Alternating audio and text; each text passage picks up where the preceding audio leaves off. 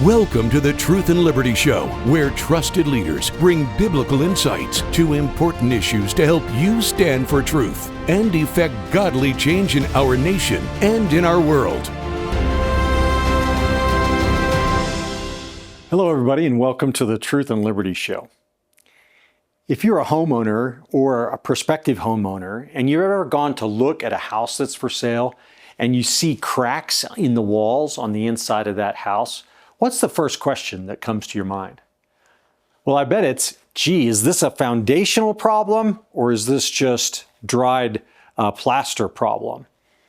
We all know intuitively that a cracked foundation or an improperly laid foundation is something no homeowner ever wants to have to deal with. The Bible says in Psalms chapter 11, verse 3, if the foundations be destroyed, what can the righteous do? I believe the foundations of the United States of America are under attack and actually are in grave danger of being lost. The foundation in a building is the bottom layer of that building. It is what holds up the rest of the building. The building is only going to last as long as the foundation. The weaker the foundation is, the less stable, or you might say the weaker the building.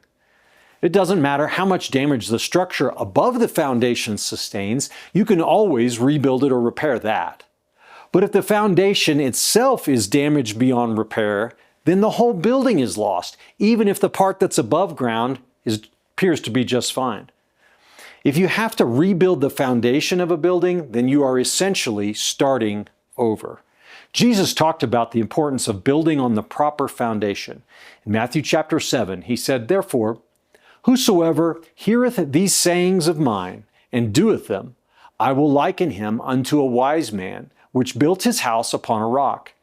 And the rain descended, and the floods came, and the winds blew, and beat upon that house, and it fell not, for it was founded upon a rock. And everyone that heareth these sayings of mine, and doeth them not, shall be likened unto a foolish man, which built his house upon the sand.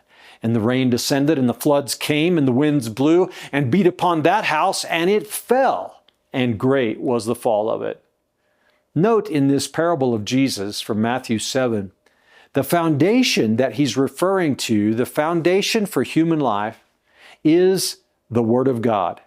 Jesus said, whoever hears these sayings of mine and doeth them, and builds on that foundation, is going to endure the storm.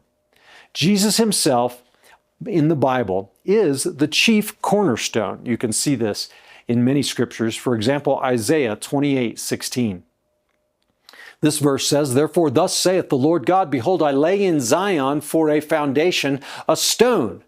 He's laying a foundation. He's laying a stone to be part of a foundation. That's what the prophet Isaiah is saying in 28:16. And then he says, a tried stone, a precious cornerstone, a sure foundation. He that believeth shall not make haste, or shall not be ashamed.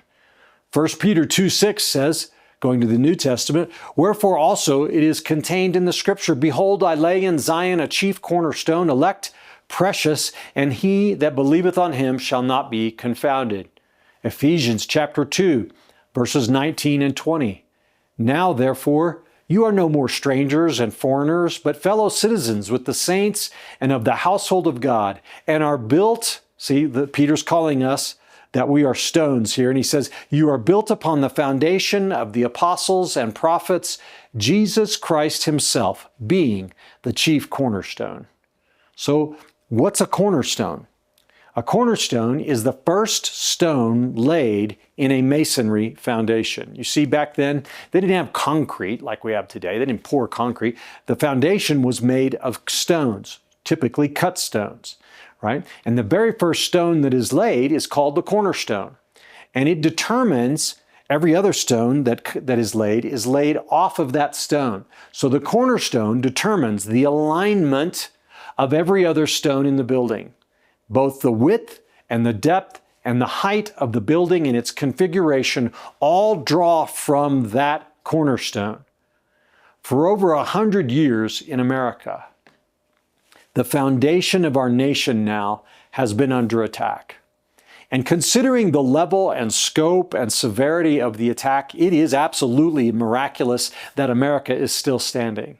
And it's a testament to the fact that our foundation is God and His Word, and to the divine guidance that was given to our founding fathers in the way that they built this country. You know, in a series, it's been a series for 100 plus years now, a series of waves, many waves, of false ideas that have slapped the shores of our nation, that have come against the foundation of this great building called America. I liken the beginning to the teaching of evolution and Charles Darwin. Charles Darwin said, "Oh, God didn't make us, we made ourselves. Nature made us, and we're one with nature. You see, we're just an accident, a series of millions of random mutations over billions of years, and lo and behold, humanity. And by the way, we're continuing to evolve and get better and better. And how do we do this? Through survival of the fittest and natural selection, not God's selection, nature's selection. So the person that is better equipped, smarter, more nimble, whatever, is more worthy of life than the other one." Another lie that has assaulted the foundations of this nation is something called secular humanism. Humanism began in the 19th century and grew over time and was really unleashed on popular culture in the beginning parts of the 20th century. Secular humanism says there is no God. We are the only ones that exist, human beings, and so we're going to worship ourselves. We're the ones, through reason and intellect, are able to chart our own path. And religion, you know, it's okay if you want to hold on to it, but keep it out of the public square, out of the public life, because we only want to deal with what's real. Okay? So they're saying religion, you're not real. Belief in God, you're fake. Everybody who believes that way, you're sort of a second-class person because you don't even have a brain. This is the implication from it.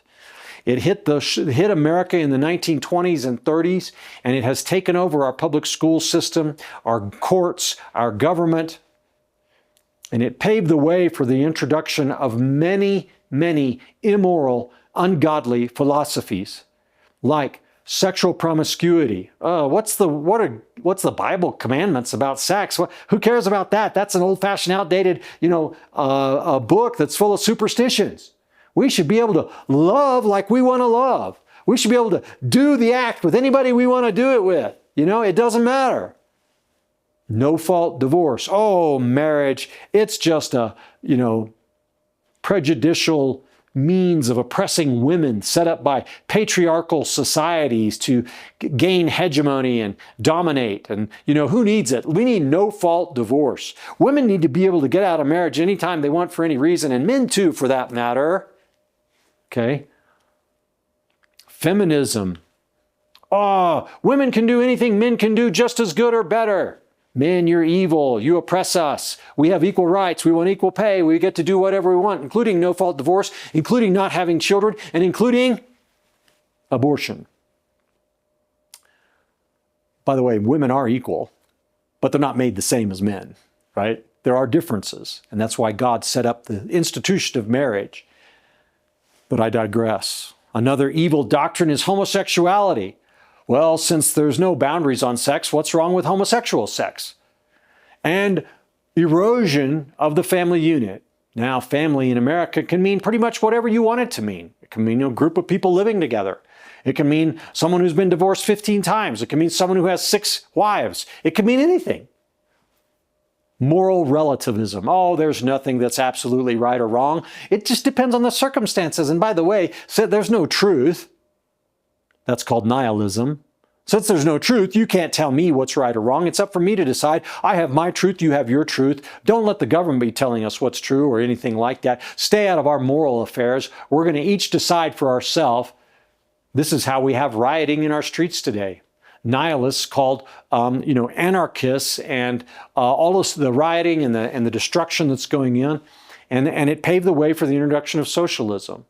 more and more government control, more and more government regulation, because we don't recognize God. We don't recognize the authority of His Word. We're trying desperately to hold our civilization together, but at the same time rejecting the commandments of God that are responsible for that civilization. So we kick God out, so we resort to more and more government, making government God, and that's called socialism.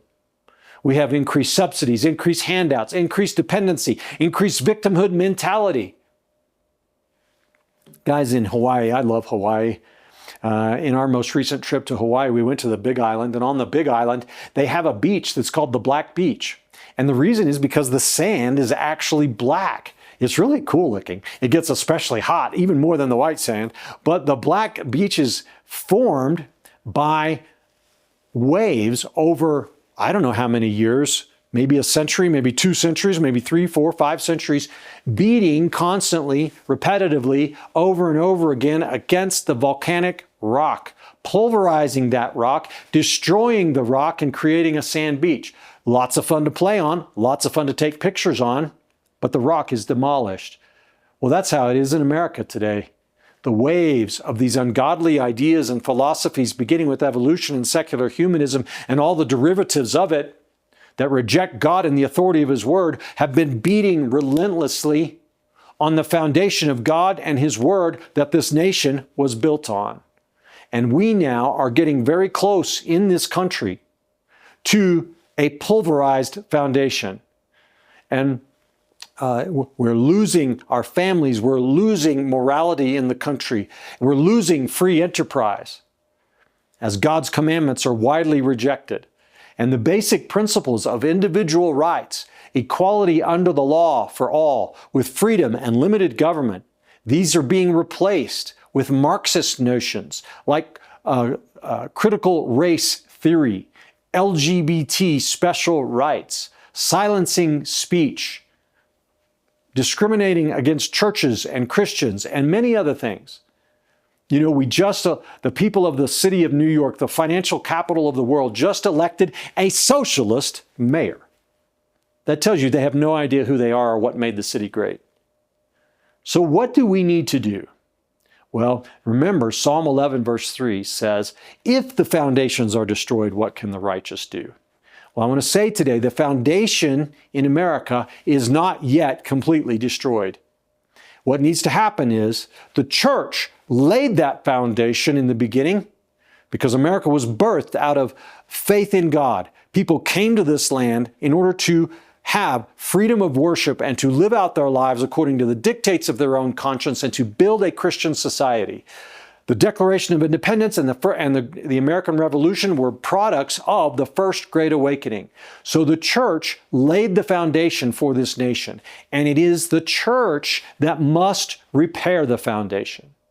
The Church of Jesus Christ must rise up and teach the foundational principles. And we can only save this nation, we can only repair the foundation if we do this.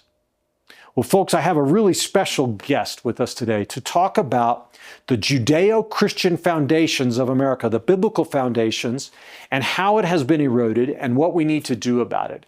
And this guest is Rabbi Daniel Lapin. He's one of America's most courageous and eloquent culture warriors fighting secular fundamentalism. He ardently believes and persuasively demonstrates that America's success derives from our commitment to our Judeo-Christian foundations, in other words, the Bible, the biblical attitude on marriage and money and everything else. And he advocates that abandoning these principles imperils all that we hold dear. Rabbi Lapin was the founding rabbi of the Pacific Jewish Center, now legendary Orthodox Jewish Synagogue in Venice, California. He's the president of the American Alliance of Jews and Christians, a national movement to unite Jewish and Christian, or bring about Jewish and Christian cooperation in the areas of family, faith, and fortunes. And he's the headline speaker for hundreds of companies, organizations, and institutions, and was the keynote speaker at the Congressional opening of the 106th Congress in Washington, D.C. So we're going to take a short break here and share some important information with you. And when we come back, we're going to sit down with an amazing interview of Rabbi Daniel Lapin. Let me remind you of our free product giveaway today. It's Andrew Wommack's booklet, Who Made You God? Love the title of that. But this is an incredible booklet. You want to get a copy of this by going to our website at truthandlibertygtn.com, where if you share your email with us, we'll be sure to send a free copy of that to you today. So in just a minute, we'll be right back with Rabbi Daniel Lapin. You won't want to miss this, so don't go away. America needs Christians of steadfast faith to stand up and boldly proclaim the promises of God. Faith for America by Richard Harris shows how the prayers and steadfast faith of ordinary believers can carry a nation through its darkest hours. Now is the time to stand firm, pray boldly, and keep fighting for freedom, trusting God to bring light from tragedy. Order your copy today. All right, everybody, welcome back to the Truth and Liberty Show. As I mentioned in the monologue, my special guest today is Rabbi Daniel Lapin. I am so excited to have him on the show today because I've heard about him for years and years, heard him speak a couple of times. But Rabbi, thank you for coming on Truth and Liberty today. It's an honor for us to have you as our guest. And it's an honor and a privilege for me to be with you. I've known of the show and of your work for so many years, and I'm honored to be among the distinguished people that you have interviewed here before. Well, thank you.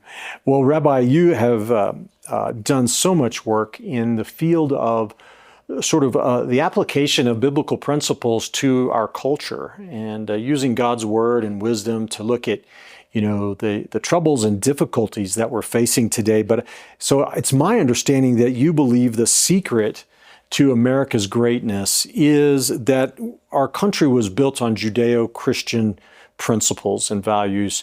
Can you explain that for our audience? I'd love to. Look, everybody from the most primitive tribesman in New Guinea to an advertising executive in the city of London or business professionals in Frankfurt, Germany, or professors in Paris, everybody recognizes that alone and isolated, we live hard, brutal, short lives, as Thomas Hobbes once said. And the life of the subsistence peasant, living alone in isolation and solitude, not a good life. Everybody recognizes that connection with other human beings is vital. Now, some primitive societies solve that by relying on family and clan. And we find that a lot in the Islamic world, parts of Africa as well. But the idea of a group of people unifying for common benefit, that actually is the secret. And the unification is not based on blood, but it's based on values and ideas. And there are two basic ways to do that. One is a God-centric way in which his word and his message to mankind, the Bible, is the defining document of civilization. And indeed, as I'll be able to show later on in our conversation, Western civilization, with all its bells and whistles, is a direct outgrowth of the Bible. But that's only one way of doing it. There is another way of doing it, and that is to unify people not through their love and fealty to God, but through their hatred and antagonism towards God. And we call that socialism or communism or progressivism, but you'll notice that the common feature throughout every manifestation of socialist tyranny, whether it's Cuba or the Soviet Union or China or or obviously even on university campuses in the United States of America, the common feature every single time is hostility to faith. And so, for instance, at the end of the 18th century, when the French Revolution took hold, their first targets was the Catholic Church. When communism took hold in parts of Central and South America, again, the first target is the church, because socialism and religion, godly biblical religion, cannot coexist, not at all. And so you have to decide one or the other. And America chose to construct a society where people's connection was welded by their relationship to God and the Bible through Christianity. That's an amazing tour of a lot of history. So America, though, was founded on principles like freedom of religion, freedom of speech. There was no established state, at least at the federal level, at the very beginning. So, and I'm playing a little bit of the devil's advocate with you, but how is it that you can say that our nation was founded around or built on the Bible when we embraced freedom of thought and religion? That was the genius of the founding fathers. Almost without exception, all of them Bible-believing Christians. And what they did, for instance, is introduced fundamental ideas that under no circumstances are embraced by the alternative strategy for building a society, namely through socialism or progressivism or whatever particular sanitized term one wants to use. And so, for instance, centrality of family. It's not that women didn't have the vote. It's that women lived either with their parents or with their husbands. Most women moved from their parents' home to their husband's home. And in their own home, the family had a vote through the father. But it was a vote in which the woman had a great deal to say, and very few men disregard their wives' interests and philosophies.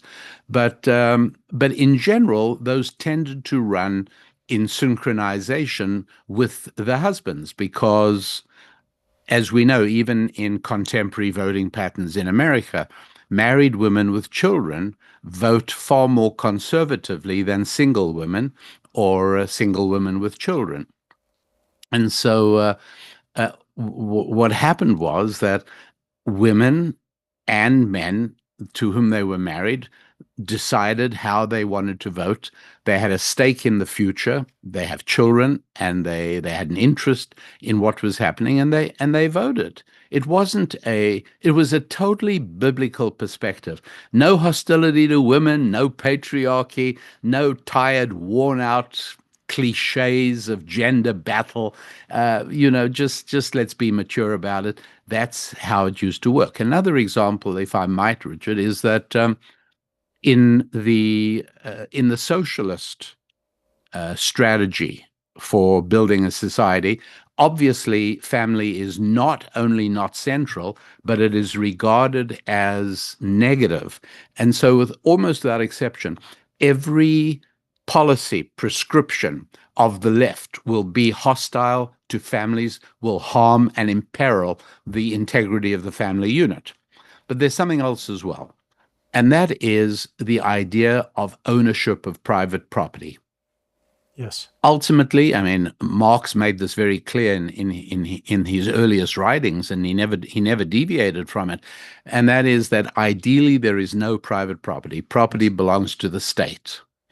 And in Scripture, it's full of private property. The 5 books of Moses have more rigorous regulations and prescriptions on finance and property ownership and responsibility than it has on sacrificial rituals. So it's hugely central. And the founders had to make a decision early on. Are we going to build a society in which people own their own property and thereby attain true liberty, or not? And they, again, took the biblical viewpoint entirely opposite to the viewpoint taken by socialist and progressive societies. And so, those family and property are two examples, and there are many more. The idea of federalism based on the tribes of Israel, with the city of Jerusalem belonging to nobody, same as Washington, D.C.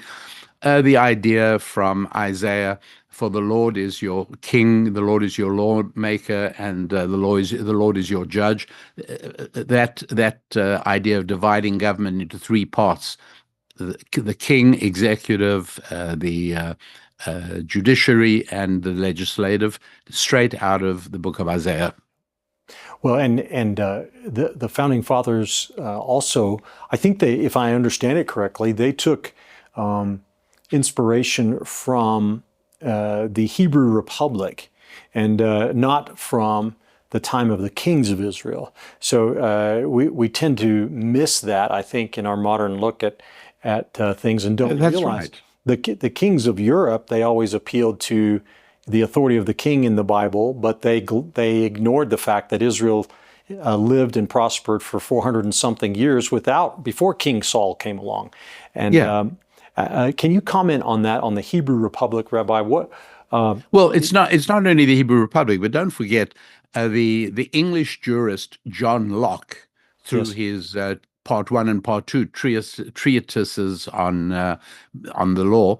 The first one is heavily, and if you look into it, you'd be astonished at how much he quotes from the Old Testament repeatedly and ongoing. And so the role that John Locke played and as you know, the founders were all extremely familiar with John Locke and depended on him extensively in building the Constitution. That was all Old Testament based, and on the idea that a king may or may not be a good idea, but it's never a necessary requirement, and that the idea was that each and every Israelite had his own piece of land, and he had his own fig tree, and he sat under his fig tree and took care of his own interests and prospered.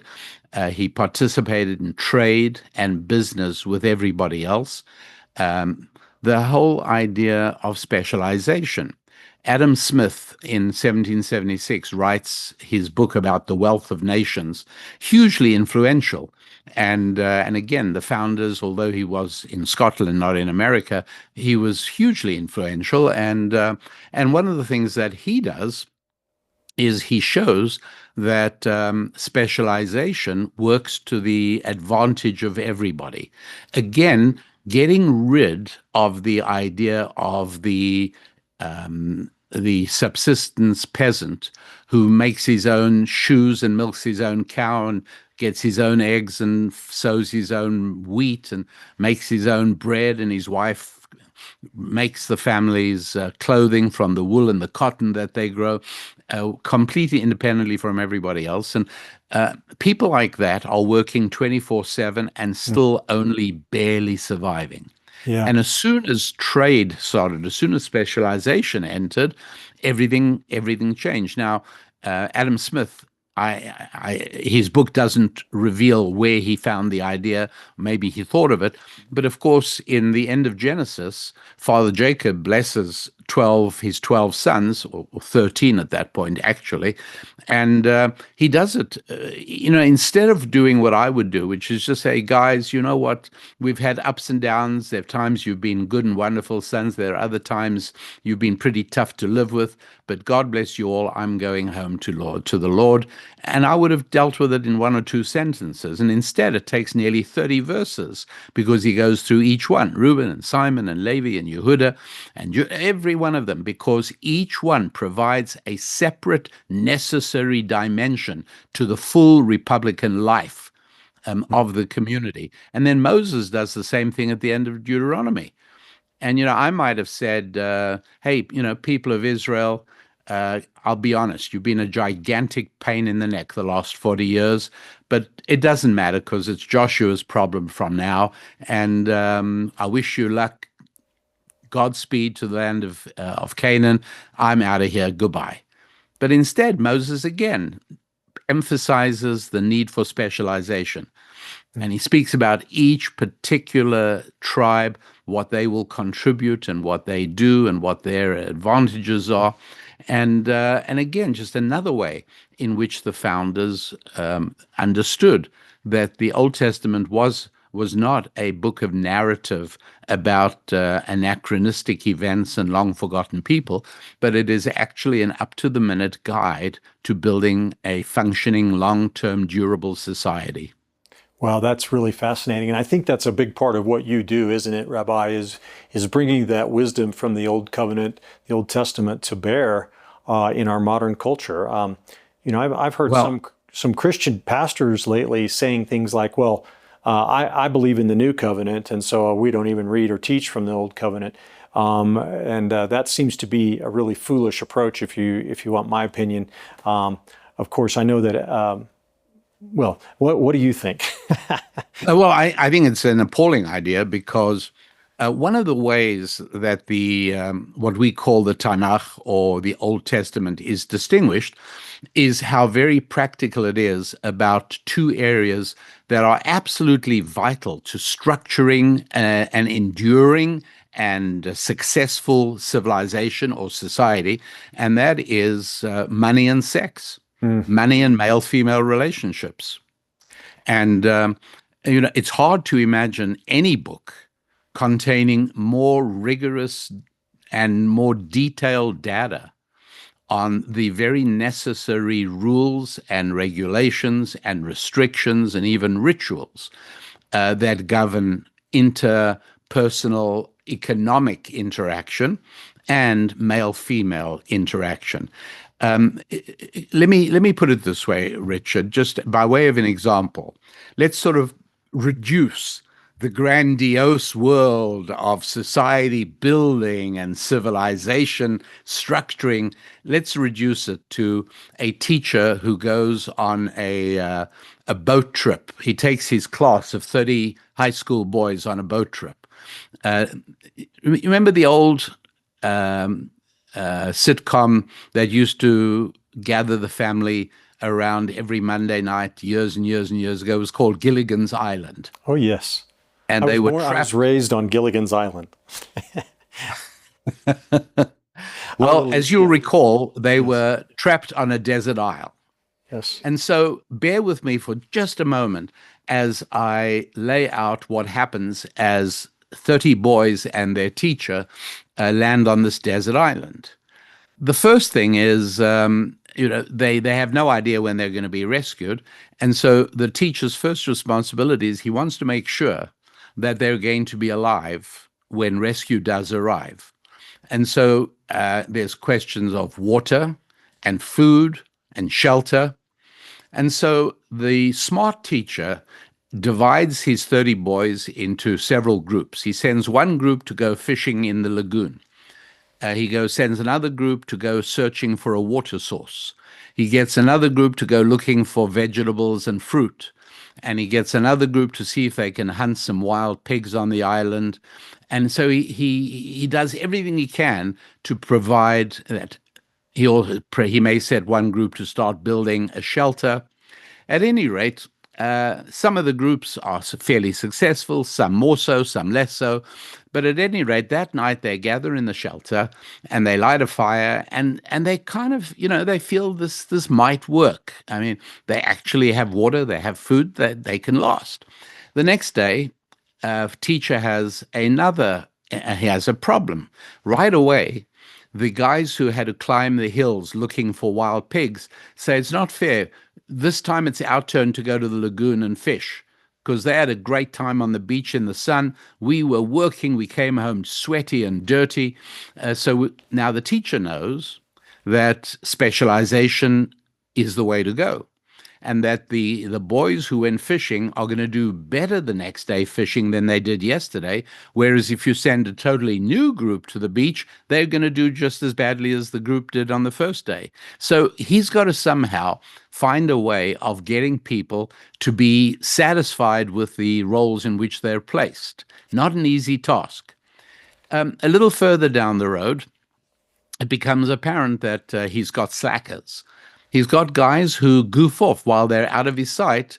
They come back claiming to have been working and finding fruit and veggies, but they're not really doing anything. His problem now is, do people who don't work get to eat? In other words, do they divide up all the food and everybody eats? Or is it now going to have to be, you eat what you kill? Mm-hmm. There are a lot of problems here, Richard. This teacher has by no means a guaranteed roadmap to survival. And this may turn out to be a lot more like William Golding's novel Lord of the Flies, about boys stuck on an island, than about that silly, ultimately forgettable movie Blue Lagoon.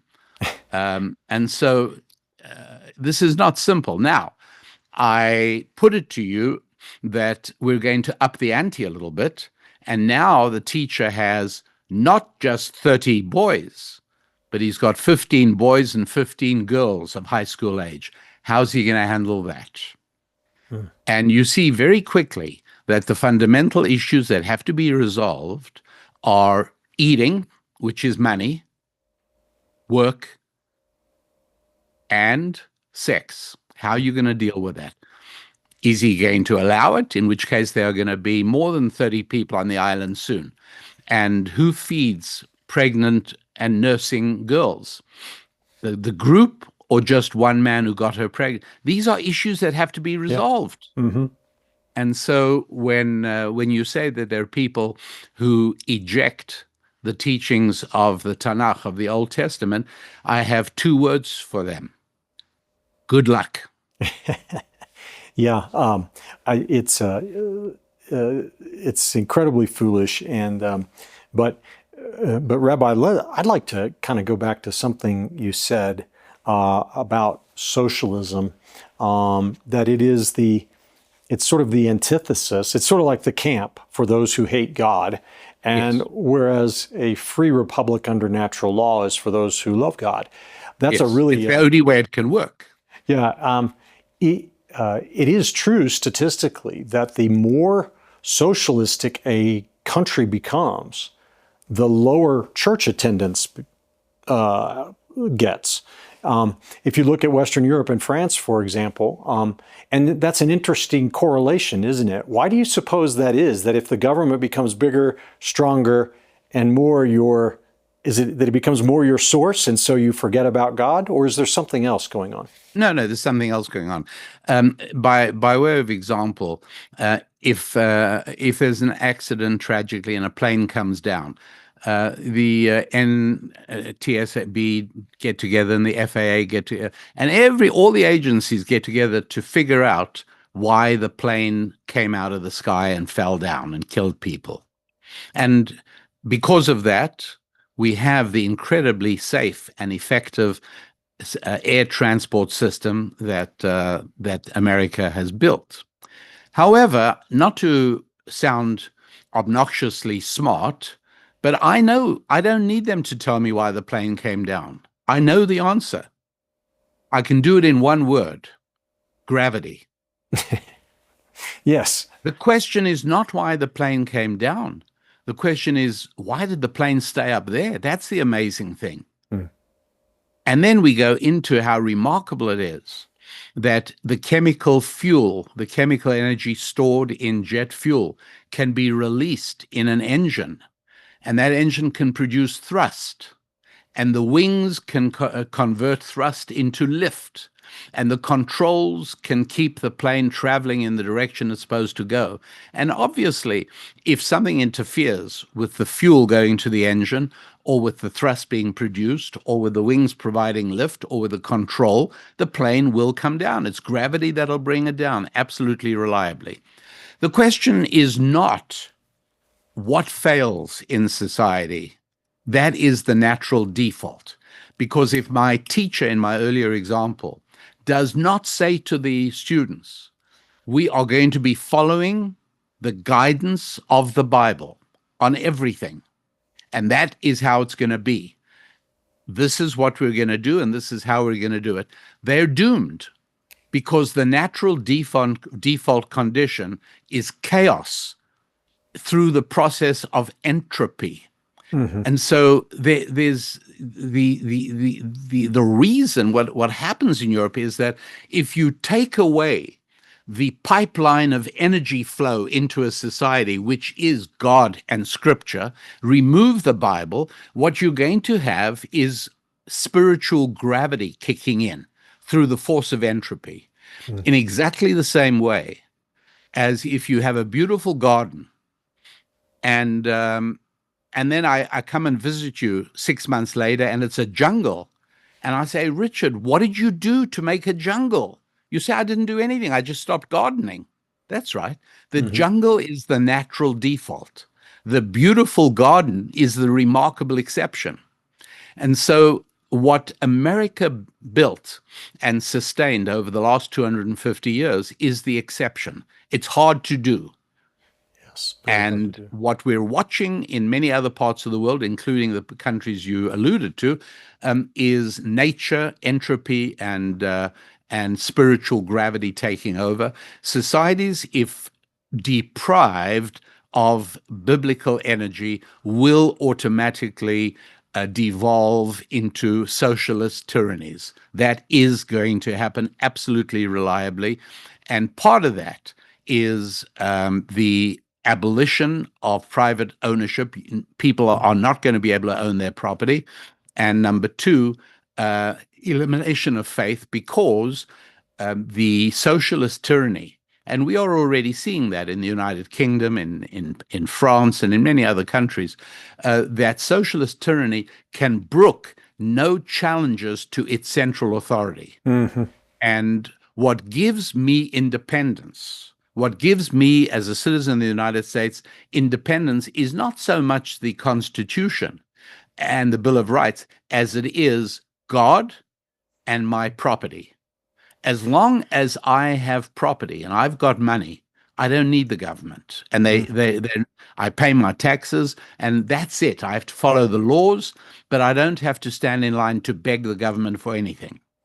And as far as authority is concerned, even if the government tells me that I have to, shall we say, work on Saturday, which is my Sabbath, my answer is I answer to a higher authority. And so there is a very obvious and clear reason why socialist tyrannies will always do everything in their power to abolish the church. So does it make any sense then for believers, Jewish and Christian alike, to take the position that we should not bring God or the Bible into public debate, that we should allow it to remain, I'll use the word secular, even though that's a non-biblical term, to say that's off limits for faith and religion. That's a different arena. It's a terrible idea. It's a terrible idea because the forces of secularism do employ their guidebooks. They do employ their philosophies. They do employ their statements of faith. And if we do not, we are dangerously deprived of the energy that drives us.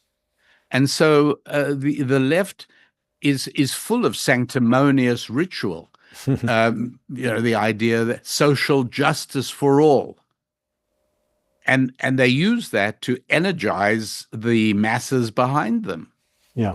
You got to remember, the United States of America, Donald Trump may have won in 2024, but it wasn't by a huge margin. You've still got nearly half the country who believes the other way.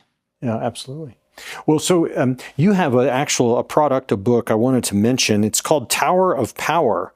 It sounds like a ride at Disney World, but no, I'm just joking.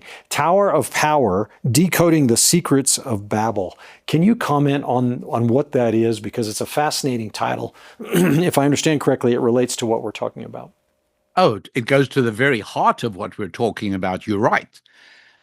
It's a very short. It's 9 mysterious verses at the beginning of chapter 11 of Genesis. That's it. That presents the entire spiritual foundation of secularism, socialism, progressivism, liberalism, whatever you want to call it. And the way it does that is by highlighting, by repeated references, stones and bricks. And in those 11 verses, God beautifully captures the fundamental difference between a biblical government and a socialist government. The biblical government views us citizens as stones. The secular government views citizens as bricks. What's the difference? The difference is that stones are made by God, bricks are made by man. Yes. Stones are unique. Each and every one is unique. If you like, it has its own unique fingerprint. Bricks, the whole point of bricks is they're made exactly the same, as anybody who's played with Lego understands. That's the whole concept. They didn't make a toy with little miniature plastic stones and rocks. It would frustrate every child who touched it. No, it's identical little bricks. And so that is the question. Do you view human beings as interchangeable building blocks of society, or do you recognize and celebrate the intrinsic uniqueness of each and every human being? And if you go the former, you are destined to doom and oblivion. No society built on the Tower of Babel model has endured for very long. The Soviet Union, had its 70 years, just like the Babylonian Empire under Nebuchadnezzar. It doesn't have a long durability.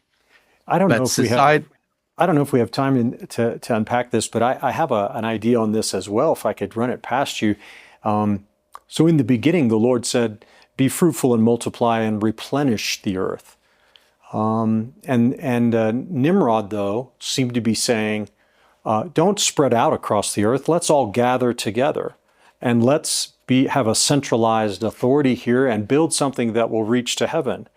And it seemed like man was trying to be God in direct violation of God's plan. Do you see that in the Tower of Babel story as well? And does that correlate to socialism versus free enterprise in a God-based society? Well, you'd have no interest really in what I see or what I think or what my opinion of the Tower of Babel is, because I'm just another person with many flawed ideas and an occasional good one. But I like saying everybody needs a rabbi. Now, that's not only a means of guaranteeing my full employment, but I think everybody needs a rabbi precisely because of something you brought up earlier, Richard, which is that the Hebrew scriptures have much to offer. But the problem is that they are written in the Lord's language. They are written in Hebrew, which what one of the founding pilgrims in 1620 in the New England colony, he became a governor of that colony afterwards. His name was William Bradford, and he wrote and published the very first history of America. It was the history of the Plymouth Plantation. And the first number of pages, maybe 10 or 15 pages, are written in Hebrew in his own handwriting in the manuscript. I didn't know that. That's interesting. And he writes and he says, in case you wonder about that, as everybody knows, Hebrew is the Lord's language. It's the language in which God spoke to the patriarchs of old, and it's the language in which Noah named all animals. So I need to understand it and know it, and sure enough, he does. And so the unpacking of the text, I'm afraid, is best done by somebody. I humbly submit myself as a candidate who is familiar with the ancient Jewish wisdom. And by the way, it was what Jesus himself was familiar with, because this was written down 2,000 years ago. And it's called the Mishnah, and it's called the Gemara, and so I'll be happy to tell you a little bit out. I mean, your instincts are very good on that, and the only thing I will tell you is that be fruitful and multiply is exactly what it. Well, let's put it this way: what it actually says. The Bible doesn't use terms to just sound poetical, and so be fruitful and multiply is not actually what the Hebrew says. The Hebrew says, be fruitful and educate your children, raise them correctly. Well, that's a big difference. Oh, it's a huge difference, because be fruitful and multiply, you might say, is what is happening in parts of Africa. They're not necessarily thriving. It's what's happening in parts of America where lots of children are being born, not into marriage. Lots of children are being born, not a functioning society. So no, having a child is the easy part. Raising the child correctly is another part of God's requirement. So that's a hugely significant insight from the actual Hebrew text. The next word was not replenish, but it's actually conquer. And I understand that with current sensitivities of environmentalism, it's very possible that a translator might say, oh, I don't want to say conquer. That sounds like, very unenvironmental. So I don't want to say that. But conquering isn't obliterating or destroying. Conquering is redirecting for our own benefit. And I say something now which is hugely important, and I know it's going to be something that you and I would both love to discuss extensively further. But hear me on this. There is a reason why the Industrial Revolution took place in England and Germany and Sweden and eventually in America, but not in Bangladesh and not in the Sudan and not anywhere else that was not rooted in Christianity. The overwhelming majority of inventions between the years 1850 and 1950, and I restrict my research to those years because the end of World War II changed a lot of things. But for those 100 years, over 89% of discoveries and inventions and made in Christian countries. Or Judeo-Christian countries. So there's a reason for that. And again, it's biblical. And again, you're going to tease could us elaborate on it, but people need to get your product. They need to go to your website, what's your website, Rabbi? It's wehappywarriors.com. We Happy Warriors. It's based on a poem by William Wordsworth. A happy warrior is somebody who tackles the challenges of life with a spring in his step and a smile on his face. Absolutely. There's so much more. So wehappywarriors.com. Here's a good thing, by the way, for all of our friends who are listening and watching at the present time. Use the coupon code TRUTH, TRUTH, and then the number 30, and you'll be very happy. Truth30 as a coupon code on wehappywarriors and .com and get the Tower of Power, Decoding the Secrets of Babel. Fascinating. That's exactly right. So Rabbi, quickly, we have about 4 minutes left, and I want you to comment on the notion of secular humanism, if you would, please. This got a lot of attention in the 90s, maybe the early 21st century here in America by cultural warriors, but I don't hear people talking about it anymore. But I believe that the philosophy of secularism is really at the core of our difficulty today. Can you comment on what is secular humanism and why is it important for us to know? Well, it's just a fancy word for building a secular society. That's all. It's the end result of secular humanism, as many writers have pointed out, is of course socialist tyranny. That is where it inevitably leads. And again, the choice is before us, where God says, here's the choice. Choose, it's life and death. It's your choice. Whatever you want to do, you can do, but you'll have to live with the consequences. And choosing the Judeo-Christian vision of life leads to a durable lifestyle. It leads to a durable society of wealth and achievement and health. And you can choose the secular approach as well, in which case the end is going to be death and doom. It doesn't work well. Where has secular humanism ever worked? It hasn't, and it won't. But from a biblical perspective, the idea of secular humanism is that there's secular and then there's sacred. Well, of course, they don't call it sacred. But in most even Christian circles today, I feel that we have allowed that notion to pervade our thinking. And to me, it's an unbiblical division. There is no such thing as secular. Everything is That's just what I was about to say.